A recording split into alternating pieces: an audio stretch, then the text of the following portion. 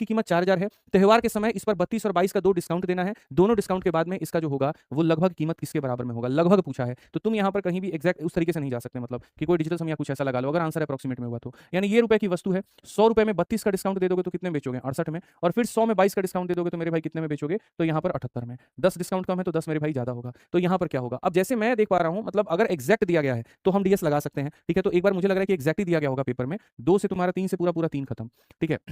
Exact ही answer होगा 8 into 8 64, 4 4 into 4 16, unit digit 6, ठीक है। पहली बात यहाँ पर यूनिट डिजिट 6 आएगा और दशमलव है तो मेरे भाई 1 अंक आएगा। यहाँ कोई दशमलव नहीं है, यहाँ दशमलव के बाद 2, यहाँ दशमलव के बाद 6, तो कौन सा होगा, ऑप्शन नंबर डी जो होगा करेक्ट आंसर।